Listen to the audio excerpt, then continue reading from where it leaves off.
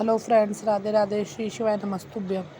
मैं आज आप लोगों के लिए फिर से एक नई वीडियो लेकर आ गई हूँ। इस वीडियो के मैं माध्यम से आप लोगों को बताने वाली हूँ कि कल जो है गुरुवार है 18 जून और है विनायक चतुर्थी। तो इस दिन हमें कौन सा उपाय करना है जिससे कि हमारे मान लीजिए कोई व्रत है वो पूरा नहीं हो रहा, कोई बीमारी है जो ठीक नहीं हो रही और कोई कामना है वो पूरी नहीं हो रही, तो मैं शमी पत्र का आपको ऐसा अचूक उपाय बता देने वाली हूँ जिसे करने से आपकी सभी कामनाएं भी पूर्ण होगी, आपका व्रत भी पूर्ण होगा जो आप कामना से व्रत कर रहे हैं, और आप कोई बीमारी अगर आपको तो वो बीमारी भी दूर होगी।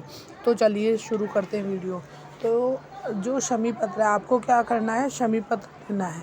शमी पत्र लेकर वो लेने हैं 3 शमी पत्र और एक जल का लोटा। जल का लोटा तो अपन लोग रोज़ाना ही मंदिर लेके जाते हैं, तो हमें लेने हैं 3 शमी पत्र। शमी पत्र हमें पूरे पत्ती लेनी है, कहीं से भी खंडित पत्ती नहीं लेनी है, क्योंकि खंडित भोले बाबा को स्वीकार नहीं होता है। इसलिए हमें ध्यान रहे कितने शमी पत्र लेने हैं, 3 शमी पत्र लेने हैं और एक जल का लोटा। तो अब हम जाएंगे भोले बाबा के मंदिर शिवालय कल 18 जून विनायक चतुर्थी के दिन। तो हम पहुँचेंगे शिव मंदिर, वहाँ हमें जल का लोटा लेके जाना है। सबसे पहले हम शिवलिंग के पीछे बैठ जाना है। हमें शिवलिंग के पीछे बैठेंगे तो हमारा मुंह है जो उत्तर दिशा की तरफ हो जाएगा।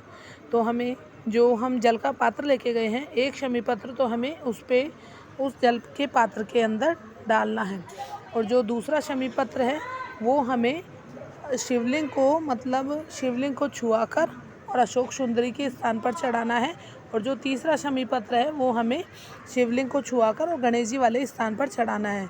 और फिर हमें जल चढ़ाना है। पहला जल हम चढ़ाएंगे शिवलिंग पर, थोड़ा सा जल, फिर थोड़ा सा जल हमें चढ़ाना है अशोक सुंदरी वाले स्थान पर, और फिर थोड़ा सा जो जल है जो हमने गणेश जी वाला स्थान होता है, शिवलिंग पर गणेश जी वाला स्थान, उस जगह हमें ये जल चढ़ाना है। और फिर उस जगह ये जल चढ़ाने के बाद हमारा जो पात्र है जिससे हमने जल चढ़ाया है, तो उसमें वो जल हमें लेकर घर आ जाना है।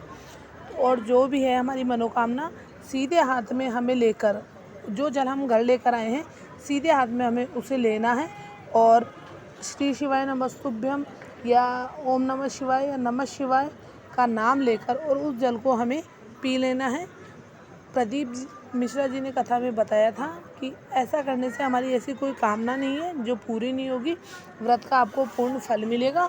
और अगर किसी को कोई बीमारी है, मान लीजिए किसी को कोई बड़ी बीमारी है, तो आप इस जल को पिलाएं, वह बीमारी और कष्टों से भी वह मुक्त हो जाएगा।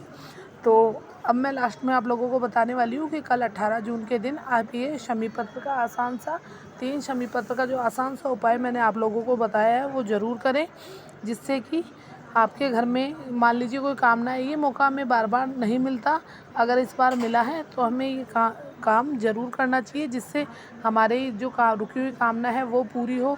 अगर किसी को भयंकर बीमारी है वो दूर हो, और अगर किसी को कष्ट है से भरा जीवन है तो वो दूर हो।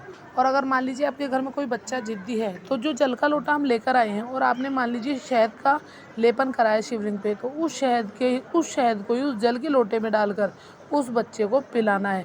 उस बच्चे को पिलाने के बाद आप देखेंगे उसका चिड़चिड़ापन, उसका जो स्वभाव है उसमें बहुत ज़्यादा परिवर्तन आएगा।